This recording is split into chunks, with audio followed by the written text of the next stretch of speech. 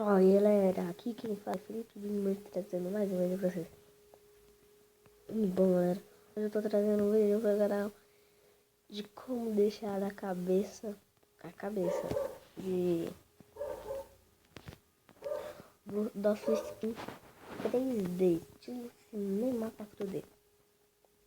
Ó, você vai precisar foto editor de um aplicativo que tem a sua skin e você, ó, aí.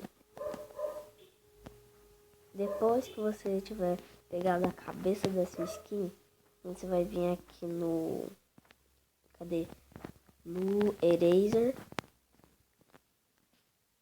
Aí, load maioria. Carrega. Não, travou. Aí você vai pegar a cabeça da sua skin, clica. E vai cortar. E deixar só o cabelo. Mas eu já fiz isso, então...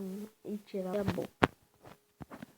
Aí vocês vêm no foto editor novo.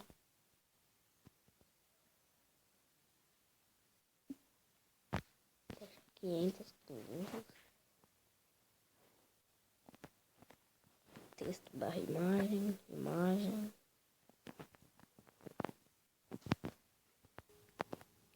Vencedor de imagem.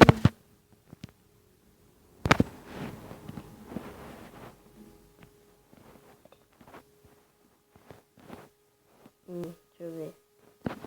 Você vê ali cada isso. Apertando. Aumento.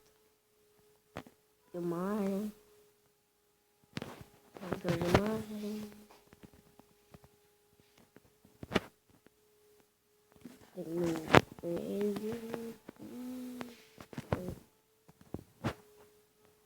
Clica aqui. Aí tem que assinar certinho. Vem aqui, shader.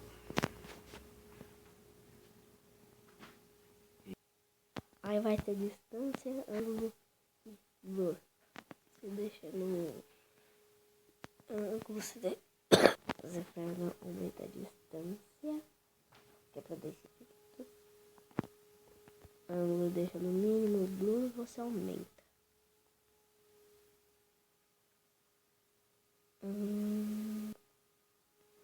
Deixa eu ver como que fica no máximo, não ficando pulando. Aí, vou deixar uns 21.